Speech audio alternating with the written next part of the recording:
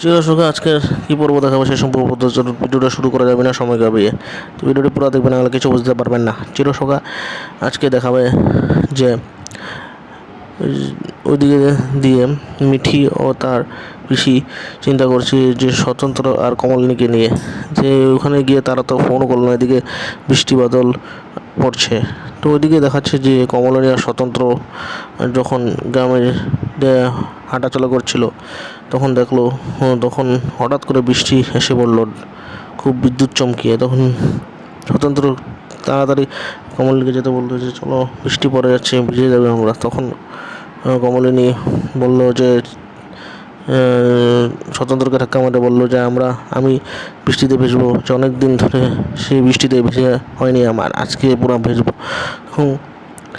তখন তারা যখন বাজার করে নিয়ে যাচ্ছিল তখন স্বতন্ত্র ব্যাগটি গাড়ির সামনে গিয়ে ব্যাগটি রাখলো, তারপর কমলিনীকে দেখতে থাকলো এবং সেই মুহূর্তটি সে উপভোগ করতে লাগলো এবং হাসতে থাকলো। এখানেই চিরসুখার এই বছরটি আজকে শেষ হয়ে গেছে। তো ভিডিওটি ভালো লাগলে একটি লাইক দেবেন এবং সাবস্ক্রাইব করে বেল আইকনটি প্রেস করে দেয় আমি যখনই নতুন ভিডিও ছাড়বো তখন আপনার কাছে তাড়াতাড়ি পৌঁছে যায়। ধন্যবাদ আমার প্রিয় দর্শক।